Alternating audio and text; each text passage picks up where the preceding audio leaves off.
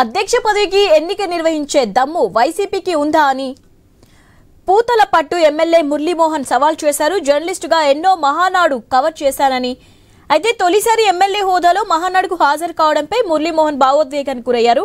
కడప అడ్డా ఇక టీడీపీదేనని ధీమా వ్యక్తం చేశారు. వచ్చే ఎన్నికలు కడపతో పాటు రాయలసీమలో వైసీపీ అడ్రస్ లేకుండా పోతుందన్నారు. మహానాడు నుంచి పూతలపట్టు టీడీపీ ఎమ్మెల్యే మురళీమోహన్తో మా correspondent Varma face to face. కడపలో మహానాడు ఘనంగా జరుగుతోంది. వేలాదిగా శ్రేణులు తరలి వస్తున్నారు. ఇక మనతో పాటు ఒక ప్రత్యేక అతిథి ఉన్నారు. గత ఏడాది వరకు జర్నలిస్టుగానే ఉంటూ ఎన్నో మహానాడు కార్యక్రమాలు కవర్ చేసిన అనుభవం ఉంది. అయితే తొలిసారిగా పార్టీ నేతగా ఎమ్మెల్యే హోదాలో ఈరోజు మహానాడులో పాల్గొంటున్నారు. మనతో పాటు పూతలపట్టు ఎమ్మెల్యే మురళీమోహన్ ఉన్నారు. సార్ చెప్పండి, గతంలో కూడా జర్నలిస్టుగా మాతో పాటే ఉండి మాతో పాటే వచ్చి కవర్ చేశారంతా ఉంది. ఇప్పుడు నాయకుడి హోదాలో, ఎమ్మెల్యే హోదాలో, టీడీపీ కుటుంబ సభ్యుల హోదాలో ప్రస్తుతం ఎలా అనిపిస్తుంది? అప్పటికి ఇప్పటికీ మీకు డిఫరెంట్ ఏమిటి? ఇది ప్రత్యేకమైనటువంటి అనుభూతి. ఖచ్చితంగా ఇది మాటల్లో చెప్పలేని, అక్షరాల్లో రాయలేని ఒక గొప్ప అనుభూతి. ఆ అనుభూతిని పొందడమే తప్ప చెప్పడం అనేది సాధ్యం కాదు. అది ఆటోమేటిక్గా ఆ భావాల్లోనో మనం ప్రవర్తించే తీరులోనూ తెలుస్తూ ఉంటుంది. నిజంగా ఇది గొప్ప అవకాశం. ఇది నారా చంద్రబాబు నాయుడు గారు, గౌరవ లోకేష్ బాబు గారి ఆశీస్సులతోనే సాధ్యమైంది. ఖచ్చితంగా వారికి ఎప్పుడు కూడా నేను కృతజ్ఞతతో ఉండాలనేది ఈ ఐ న్యూస్ ద్వారా ఉంటానని కూడా తెలియజేస్తున్నాను. ఇప్పుడు పార్టీ కార్యకర్తల సంక్షేమం కోసం కూడా ప్రత్యేకంగా చేస్తున్నారు. కార్యకర్తలే అధినేత అన్నట్లుగా కూడా 6 సూత్రాల పథకంలో కూడా ఒకటి ఉంది. ఒక సామాన్యులకు కూడా సమర్థత చూసి ఎమ్మెల్యే ఇస్తారనేది మీలాంటి వాళ్ళని బట్టి కూడా ఒక ఉదాహరణగా చెప్పుకోవచ్చు. ఇప్పుడు కార్యకర్తలకు సంబంధించి కూడా ఈరోజు జరిగిన మహానాడులో కూడా ఎలాంటి వాళ్ళ సంక్షేమం కోసం ఎలాంటి కార్యక్రమాలు చేపట్టబోతున్నారు? అధినేత చంద్రబాబు కానీ, మంత్రి నారా లోకేష్ కానీ ఎలాంటి దిశానిర్దేశం చేశారు? మీరు ఇందాక నారా చంద్రబాబు నాయుడు గారు చేసిన ప్రసంగం విన్నారు, నారా లోకేష్ బాబు గారు చేసిన ప్రసంగం విన్నారు. కార్యకర్త మాకు అధినాయకత్వం ప్రకటించగలిగినటువంటి దమ్మున్నటువంటి నాయకత్వం వారిది. మీరు అవతల పార్టీలో చూసుంటారు, ఎవరో పెట్టిన పార్టీని రిజిస్ట్రేషన్ కూడా తీసుకొని వాళ్ళు మా పార్టీని ప్రకటించుకున్నారు. ఈ పార్టీలో కూడా ఎవడైనా పోటీ చేసేస్తాడేమో, అధ్యక్షుడు అయిపోతాడేమో, వాళ్ళ అమ్మ వేసేస్తుందో, చెల్లి వేసేస్తుందో, లేకపోతే ఇంకెవడన్నా వచ్చి నాయకుడు అయిపోతాడో, విజయసాయి రెడ్డి వేసేస్తాడో, పెద్దిరెడ్డి వేసేస్తాడో, ఎవరు వేసేస్తాడన్న భయంతో శాశ్వత అధ్యక్షుడు నేనుగానే ఉండాలని చెప్పి ఒక రెజల్యూషన్ కూడా రాసుకున్నారు. అంటే నిన్నగాక మొన్న పుట్టినటువంటి ఆ పార్టీలో. కానీ 43 సంవత్సరాలుగా ప్రజాస్వామ్యయుతంగా, ప్రజాస్వామ్యబద్ధంగా ఇందాక ప్రకటించారు, ఎవరైనా అధ్యక్షుడి స్థానానికి పోటీ పడాలని ఆలోచన ఉంటే నామినేషన్ వేయండి. బహిరంగ సభలో, నలుగురు మధ్యలో, 4 గోడల మధ్యలో బహిరంగ సభలో వరరామయ్య గారు ప్రకటించారు. అంటే ఎంత నిబద్ధత ఉండాలా, ఎంత స్థైర్యం ఉండాలా, ఎంత నమ్మకం ఉండాలా, కార్యకర్తల పట్ల, నాయకుల పట్ల ఎంత విశ్వాసం ఉండాలా, వాళ్ళకి అధినాయకత్వం మీద ఎంత నమ్మకం ఉండాలా. ఇది తెలుగుదేశం. ఈ ప్రక్రియలో కార్యకర్తలే మా అధినేతలని ప్రకటించగలిగినటువంటి ధైర్యం కూడా చాలా తక్కువగా ఉంటుంది అందరికీ. ఈరోజు ప్రకటించడం మాకు నాయకత్వం కార్యకర్తలు, వాళ్ళ ఆదేశమే మాకు శిరోధార్యం అని బహిరంగ సభలో లోకేష్ బాబు గారు ప్రకటించారు. కాబట్టి అందుకే 43 సంవత్సరాలు కావస్తున్న తరగని విశ్వాసం, చెరగని ధైర్యం, పట్టు వీడనటువంటి నాయకత్వం. ఎంతోమంది నాయకులు వెళ్ళిపోయినా, బెదిరింపులు పాల్పడినా, మారణ హోమం సృష్టించిన, అల్లర్లు సృష్టించిన, తెలుగుదేశం కార్యకర్త రోడ్డు మీదకి ఎక్కాలంటే భయపెట్టాలని చూసినా ఇవేవి కూడా ఈ కార్యకర్తల మీద, ఈ సమూహం మీద పడకుండా కాపాడగలిగింది ఆ ధైర్యం.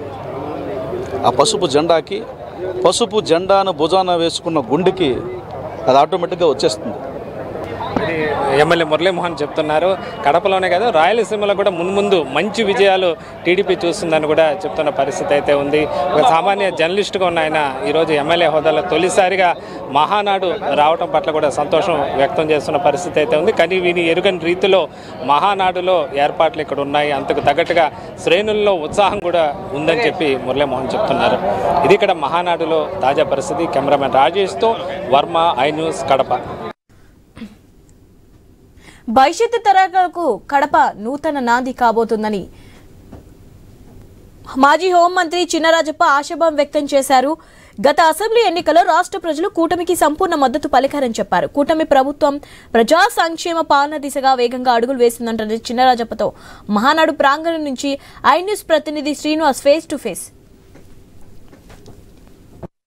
కూడా ప్రత్యేకమైనటువంటి అజెండాతో పలు తీర్మానాలు కూడా ఏర్పాటు చేస్తున్న ప్రస్తుతం మనం హోమ్ మినిస్టర్ చినరాజప్ప మాజీ హోమ్ మినిస్టర్ చినరాజప్ప ఉన్నారు. ఆయన అడిగి వివరాలు అడిగి ఇచ్చిన పెద్ద జగన్ సార్ చెప్పండి, మొదటి రోజు కూడా ఏ విధంగా జరిగింది, ఎటువంటి తీర్మానం జరిగింది, ఈ అజెండాలో ఎవరికి ఎక్కువ ప్రాధాన్యత ఇవ్వడం జరిగింది? మహానాడు వేళ ఘనంగా ఎలా ప్రారంభమైంది.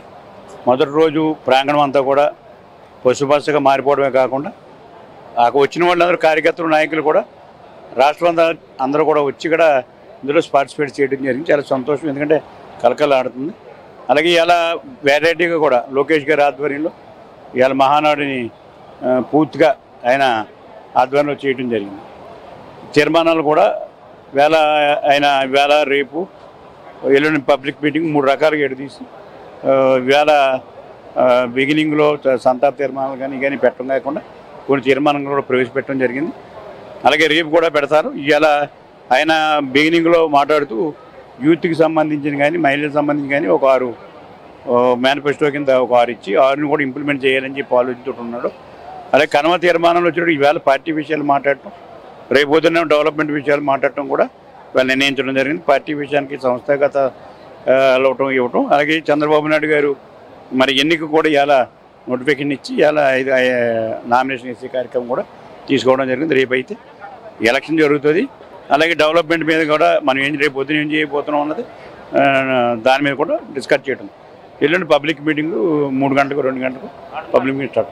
అంటే ప్రధానంగా గడపలో మహానాడు నిర్వహించడం పట్ల చాలా నూతన ఉత్సాహం కనిపిస్తుంది. ఎన్నెలేని విధంగా ప్రస్తుతం రాయలసీమలో ఈ మహానాడు కడప కేంద్రంగా జరగడం పట్ల కూడా ఒక కొత్త రకంగా నూతన ఉత్సాహం కనిపిస్తుంది. జగన్ కు చెక్ పెట్టేదానికైనా నేను భావించాను. 83 నుంచి కూడా మహానాడు జరిగినాయి. 83 నుంచి మహానాడు జరిగినప్పుడు కడపలో ఎప్పుడు కూడా చేయలేదు.